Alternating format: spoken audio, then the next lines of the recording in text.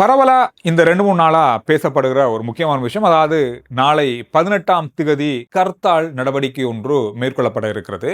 இது வடக்கு கிழக்கை மையப்படுத்தி இந்த கர்த்தால் நடவடிக்கை மேற்கொள்ளப்படுது. இதுக்கு பல எதிர்ப்புகள் இப்ப வந்திருக்கு. இது கடந்த நாட்கள்ல நாங்க பார்த்த விஷயம் தான். ஆரம்பத்துல இது தொடர்பான பரவலான செய்திகள் இருந்தாலும் இந்த பிரதேசங்கள்ல நாளை கர்த்தால் அனுஷ்டிக்கப்படுமா அப்படின்னு பார்த்தா நிறைய இடங்கள்ல இருக்காது. நிறைய இடங்கள் வளமை போலவே இயங்கும் அப்படின்ற மாதிரி சொல்லப்பட்டிருக்கு. இதுக்கு பல கண்டனங்கள், பல விமர்சனங்கள், பல எதிர்ப்புகள் இதெல்லாமே வந்திருக்கு. ஒரு சில அரசியல் கட்சிகளாக இந்த கர்த்தால் நடவடிக்கையை முன்னெடுக்க நடவடிக்கை மேற்கொள்ளப்பட்ட போதிலும் இது முற்றுமுழுதா வெற்றி அளிக்குமா அல்லது முற்றுமுழுதா எதிர்பார்த்த அளவு கர்த்தால் கடையடைப்பு இடம்பெறுமான்னு பார்க்கும்போதுனா அது அந்த அளவுக்கு சாத்தியமாகக்கூடிய வாய்ப்புகள் இல்லை அப்படின்ற மாதிரி செய்திகளையும் சமூக வலைத்தளங்களையும் வருகின்ற செய்திகளை பார்க்கும்போது தெரிகிறது. இந்த கர்த்தால் நடவடிக்கை எதுக்காக மேற்கொள்ளப்படுது அப்படின்ற தகவலை தேடி பார்க்கும்போது வடக்கு கிழக்குல இருக்கிற இராணுவ முகாம்களுடைய ஆக்கிரமிப்பு அல்லது இராணுவத்தினரே அங்கிருந்து அகற்ற வேணும் அப்படின்ற கோரிக்கைகளை முன்வைத்து இந்த கர்த்தால் நடவடிக்கை மேற்கொள்ளப்படுது. கடந்த கிழமை முல்லைத்தீவு சிவ நகரில் இடம்பெற்ற ஒரு இளைஞருடைய உயிரிழப்பு. அதுல பாதிக்கப்பட்டவர்கள் வைத்தியசாலையில் அனுமதிக்கப்பட்டிருந்தாங்க. இது தொடர்பான சம்பவம் தொடர்பாக இராணுவத்தினர் கைது செய்யப்பட்டு இன்னும் விளக்கமறியல வைக்கப்பட்டிருக்காங்க. இந்த மாதிரியான பல விஷயங்கள் தொடர்ச்சியாக இடம்பெற்றுக் கொண்டிருக்கு. இந்த விஷயம் தொடர்பாக பலதரப்பட்ட சர்ச்சையான விஷயங்கள் கடந்த நாட்களில் இருந்தது. இதை மையப்படுத்தியும் இராணுவ முகாம்களை அகற்ற வேணும் அப்படின்ற விஷயங்களை சொல்லியும் இந்த கர்த்தால் அனுசரிப்பதற்கான ஏற்பாடுகள் செய்யப்பட்டது. ரைட், அரசாங்கம் பக்கமா இது தொடர்பாக என்ன விளக்கம் கூறப்படுகிறது, அரசாங்கத்தில் என்ன தகவல் இது தொடர்பாக பேசியிருக்காங்க சொல்லியிருக்காங்கன்னு பார்த்தா இன்றைய நாளில் அமைச்சர் நலிந்த ஜேதிச இதற்கான விளக்கத்தையும் தொடர்பான தகவல்களையும் இன்றைய நாளில் வெளியிட்டிருக்காரு. அரசாங்கத்தையும் பாதுகாப்பு படையினரையும் குறிவைத்து மேற்கொள்ளப்படும் திரிவுபடுத்தப்பட்ட மற்றும் பொய் பிரச்சாரங்களை மேற்கொள்ள கூடிய அளவிலான ஒரு கர்த்தாலாக இது இருக்கு. மக்கள் இதனை புரிந்து செயற்படுவார்கள் அப்படின்னு சொல்லி நாங்கள் நம்புறோம் அப்படின்ற மாதிரி அவருடைய கருத்துக்கள் இருந்தது. முல்லைத்தீவு சிவநகரில் 12வது படைப்பிரிவின் முகாமுக்குள் அத்துமீறி நுழைய முயன்ற ஒருவர் உயிரிழந்த சம்பவம் நடைபெற்றிருந்தது. எனவே இதை முன்னிட்டு தான் இந்த கர்த்தால் நடைபெறுகிறது. இந்த விஷயம் குறித்து அமைச்சர் மேலதிகமான சில தகவல்களையும் சொல்லியிருக்காரு. வடக்கு கிழக்கில் இப்பொழுது இராணுவ முகாம்கள் வேறு இடங்களுக்கு கொண்டு செல்வதற்கான நடவடிக்கைகள் முன்னெடுக்கப்பட்டு வருகிறது. இது மக்களுடைய காணி அபகரிப்பு தொடர்பாக பலதரப்பட்ட பிரச்சனைகள் கடந்த நாட்களில் இருந்தது. எனவே இந்த இராணுவ முகாம்கள் அகற்றப்பட்டு இந்த இராணுவ முகாம் இருக்கிற காணிகள் மக்களுடைய காணிகளாக இருந்தால் அது மக்களுக்கு வழங்கப்படும் அல்லது அது வேறு தேவைகளுக்காக பயன்படுத்தப்படும். அதிகமான இராணுவ இருக்கின்ற முகாம்கள் இப்போ 200 பேர் இருக்காங்கன்னா அதை குறைத்து ஒரு 25-30 இராணுவத்தினர் அடிப்படையில் அந்த இராணுவ முகாம்களில் இருக்கிற இராணுவ வீரர்கள் குறைக்கப்படுகிறார்கள். அதுக்கான வேலை திட்டங்கள் இப்பொழுது ஆரம்பிக்கப்பட்டிருக்கு.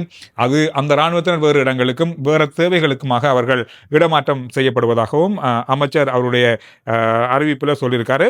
ஒட்டுமொத்தமாக சொன்ன ஒரு விஷயம் சொன்னா இராணுவ முகாம்களில் இருக்கிற அதிகப்படியா ஒரு இராணுவ முகாம் யுத்தம் நடந்த காலத்தில் ஒரு 200 பேர் இருப்பாங்க ஒரு கேம்ப்ல. இப்போ அது தேவையில்லை, ஒரு 30 பேர் 20 பேர் இருந்தால் காணுவோம் அடிப்படையில் தான் இப்பொழுது அரசாங்கம் செயற்பட்டு வருவதாகவும் அவர் சொல்லியிருக்காரு.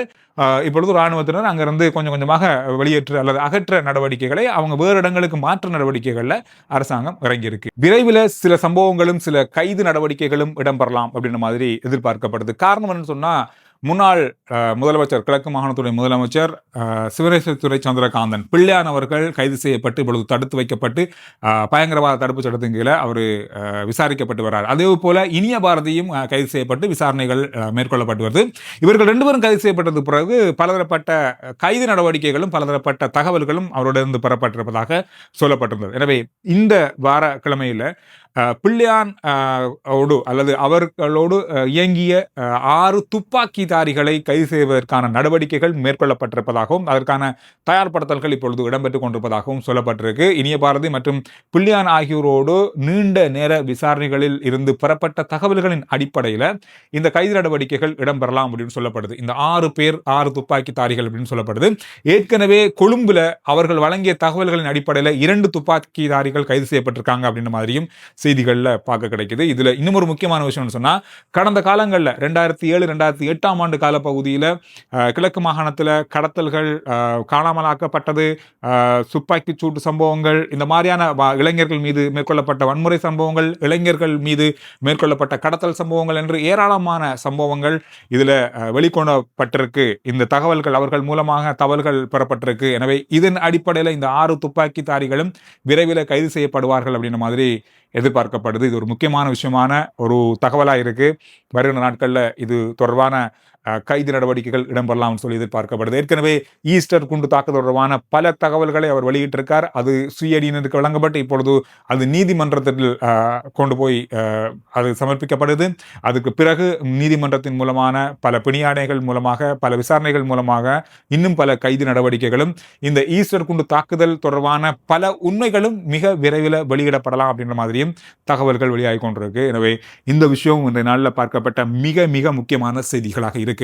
விமான நிலையத்தில் நேற்றைய நாளில் ஒரு பரபரப்பு ஏற்பட்டிருக்கு. காரணம் இமிகிரேஷன், குடிவரவு குடியகழ்வு அந்த பகுதிக்குள்ள மக்கள் நீண்ட வரிசை, நீண்ட நெருக்கடி ஏற்பட்டிருக்கிறது. காரணம், ஒரே நேரத்தில் பல விமானங்கள் புறப்படு நேரத்தை கொண்டிருந்ததால பல பயணிகள் தங்களுடைய விமானத்தையே தவறவிடக்கூடிய அளவில் தாமதம் ஏற்பட்ட விமர்சனங்களை சமூக வலைதளங்களில் பல வெளிநாட்டவர்கள் பதிவிட்டிருந்தாங்க. இதற்கு காரணம் ஒரே நேரத்தில் விமானங்கள் புறப்பட இருந்ததும், இமிகிரேஷன் பொதுவாகவே இந்த 10 பேர் இருந்தால் 5 பேர் வேலை செய்கிறதும் இதுக்கு ஒரு காரணம். நீண்ட வரிசையால் பல இன்னல்கள் ஏற்பட்டதாக சொல்லப்படுது. இதை இலங்கை குடிவரவு குடியகழ்வு அல்லது இலங்கை விமான போக்குவரத்து பக்கமாக கவனத்தில் எடுக்க வேண்டும். நாம் அதிகமாக புகழ்கிறோம், அதிகமாக சந்தோஷப்படுறோம். ஒவ்வொரு மாதமும் ஒரு 10 லட்சத்தை தாண்டி கொண்டிருக்கிறது சுற்றுலா பயணிகளோட எண்ணிக்கை. ஆனால் இங்கு வருகின்ற சுற்றுலா பயணிகளுக்கு சரியான அந்த சேவை வழங்கப்படுதா? நாட்டை விட்டு வெளியேறும்போது இந்த மாதிரியான நெருக்கடியை அவங்க சந்திச்சு ஃப்ளைட்டை அவங்க தவறவிடும் பட்சத்தில் அவங்க இன்னொரு தடவை நாட்டுக்குள் வருவாங்களா அப்படின்ற மாதிரியான பல எண்ணங்கள் அவங்களோட ஏற்பட வாய்ப்புகள் இருக்கு. எனவே இந்த விஷயங்கள் இன்றைய நாளில் பார்க்கப்பட்ட மிக மிக முக்கியமான செய்திகளாக இருக்கு. RJ Chandru report YouTube channel, Facebook page, WhatsApp channel எல்லாத்தையும் ஃபாலோ பண்ணுங்க. அடுத்த வீடியோவில் நான் உங்களை சந்திக்கிறேன்.